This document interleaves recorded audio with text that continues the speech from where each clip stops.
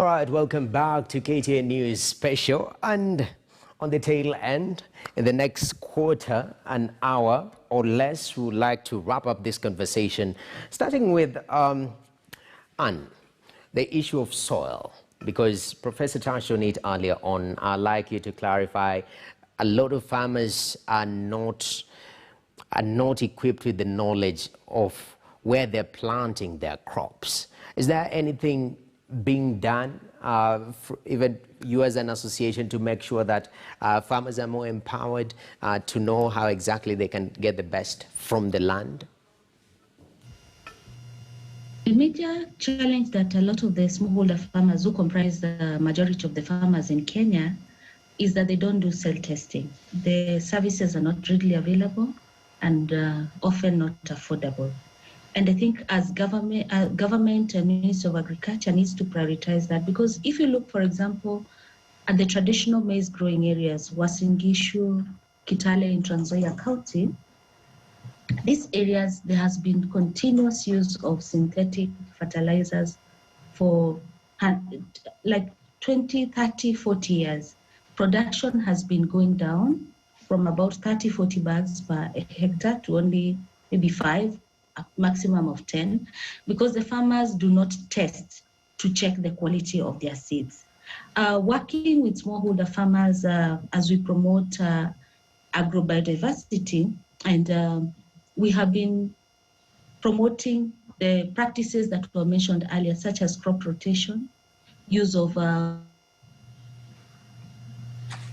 compost manure, use of biofertilizers, which are helping in boosting our soil's carbon matter, micronutrient matter, which is very important. Because what you realize, like when you grow maize and use so much fertilizer and in a land that has been highly degraded, even the nutrient level is quite low. And you know, for us in Kenya, it is uji maybe in the morning, ugali at lunchtime, githeri in the evening, you snack, for example, mahindi choma. And so it's quite important. But also, I would like to talk a little bit about the issue of genetic modification. I think this is an area that very controversial in the country. For us as a network, we say no to GMOs because there are a lot of socioeconomic considerations. The issue of who controls the seed, who controls the market. When you look, for example, at gene editing, professors say that you just delete a gene and you improve the crop. But if you look at some scientists, especially in the West, have criticized this and said, when you remove a gene or delete a gene, the implications are not well understood by even the scientists themselves. And let me give an example. If you look at a child who suffers from Down syndrome, there's only one change in one gene, and that causes Down syndrome. And so my urge is to call for our government to tread carefully. I know we are moving. Last year, there was a lifting of the ban on BT cotton, but especially for food crops.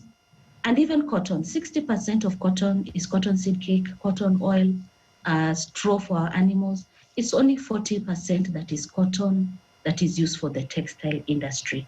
And what is also a bit worrying is that our biosafety law, which is regulated and managed by the National Biosafety Authority, does not regulate some of these new GMOs, synthetic biology, and all this genome editing. And so it's important that we work towards ensuring that we regulate this, because especially for like synthetic biology, our farmers, for example, who produce vanilla, we lose the market because you easily do the biology in the laboratory and you get the flavor for vanilla. So you buy your vanilla, it's the same vanilla. But look at the livelihoods for the farmers. And so that is very important that we start a process of regulating this new technologies that are not regulated under our National Biosafety Authority, under the Biosafety Act that was passed in 2009. Dr. Asike, Anne has touched really on the issue, very controversial matters, GMO. The question is, this is an evolution. It is a change of time. her concerns vis-a-vis what Professor Boga spoke about earlier. You know, it's about convenience and what you need get done. How do you balance that? What is the future of this issue of GMO? Because I see you're the specialist on the panel. What do you have to tell us? Thank you. The debate around genetic modification and the use of genetic materials is still quite controversial. There is a part of genetic modification that is obviously very beneficial to human beings. For instance, the use of insulin. Insulin has been developed from genetically modified organisms, and this is very useful for diabetics, treatment of diabetes and so forth. There is this other aspect of when you are using genetic materials, what can that do to plants that are not genetically modified? What we normally call genetic drift.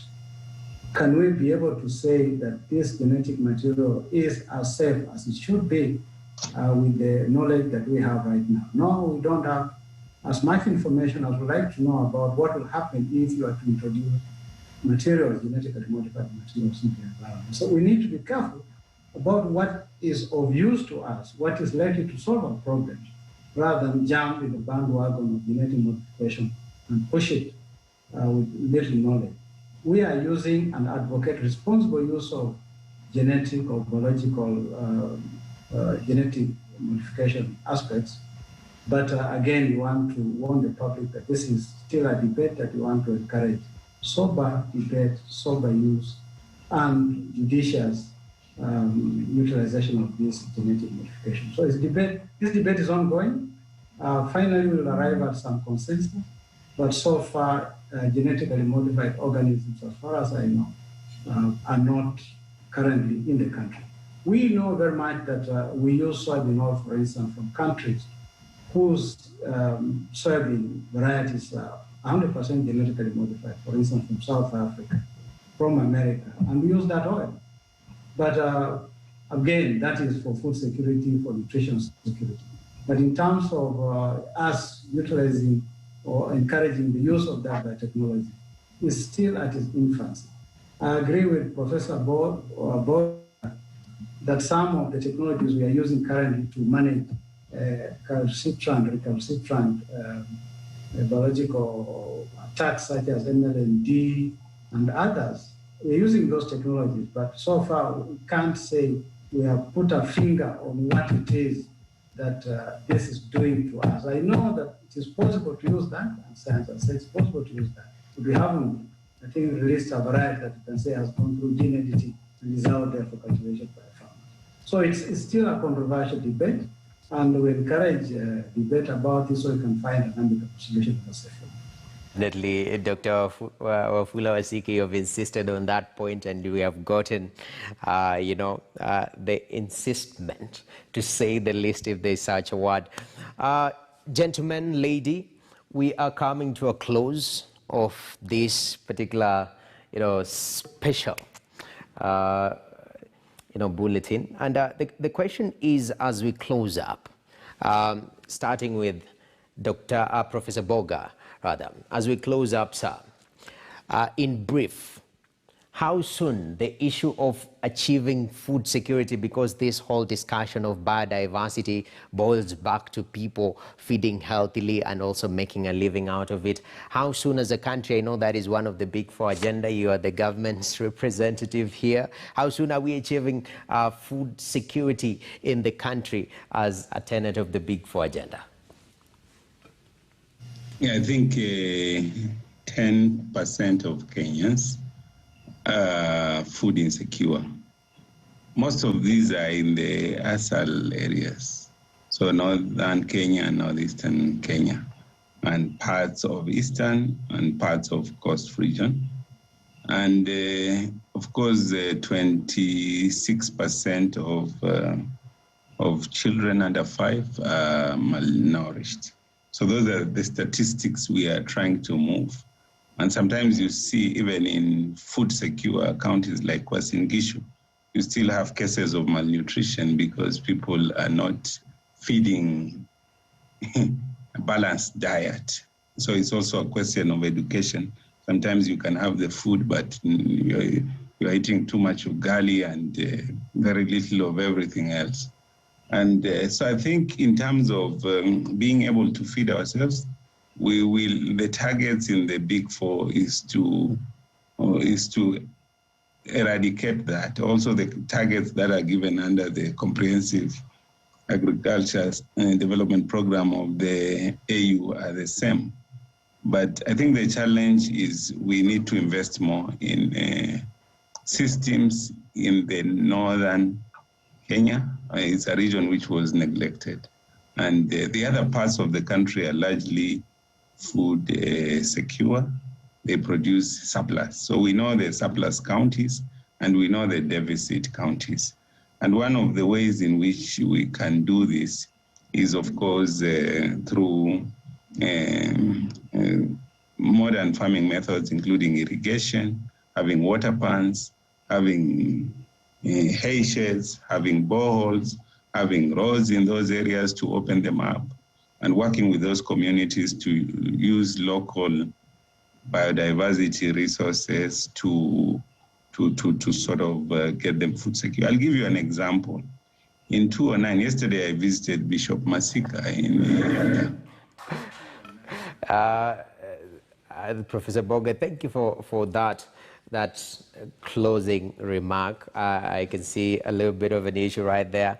And Maina, briefly, as we close up, this is geared towards the food security and people having nutritious meals. How can we achieve that as we close up this discussion? I think it's very important that we take care of Mother Nature, because if we don't take care of Mother Nature by supporting and taking care of our ecosystem and grow biodiversity, Mother Nature fights back. Right now we see, and unfortunately in Lake Baringo, Lake Bogoria, there are even reports that Lake Magadi will soon die out because of siltation. And this a lot of it has been caused by a lot of the practices that we've been having that have led to climate change, cutting down our trees indiscriminate, and not taking care of our environment and all those. And so it's to call on us to take a big step, and we're working together with the ministry and together with CALRO and others under the Intersectoral Forum on Agrobiodiversity and Agroecology, ISFA, supported by GIZ. And I think this is a very good initiative that has brought us together, because the responsibility is not on one on us. Professors talk about water pans, irrigation. Farmers need access to water to be able to produce. And so the forum a lot of it is on awareness creation. How do you even educate and raise awareness among farmers so that we produce food that is safe? And when we have access to safe food, we even reduce our costs of medication and all that, and we're able to achieve the Big Four agenda. So that is my clarion call, and we appreciate the support we have received from our partners, and the forum is moving ahead and bringing us together. Thank you very much. Definitely. Thank you very much, Anne Macharia. Closing up in less than a minute, Dr. Wafula Wasike. Kenya, we are poised to be, we are always at the forefront of things. When it comes to genetic resource research into genetic matters, are you promising us that we are ahead of the game and we will reap the most benefit out of it on this continent of Africa in less than a minute, Daktari? Yes, as I just said, we conserve a lot of biodiversity at our gene bank in Muguga. And the use of this genetic diversity is going to help us to improve our food security and food and nutritional security. We need to work with partners such as we are doing with UNEP and AGRA as well as GIZ in forming sectors, intersectoral forum that promote the utilization of biodiversity and use. And as a country and as an organization, we are committed to working with partners to support matters that are based on genetic diversity and utilization of genetic diversity. Thank you very much, gentlemen and lady. What a conversation. Thank you very much for involving us, and thank you for watching. At this particular moment, we have to put a full stop to this conversation. It continues. It doesn't stop here, but thank you very much for watching. I'm Nokip Kimbo. Do have yourself a good night.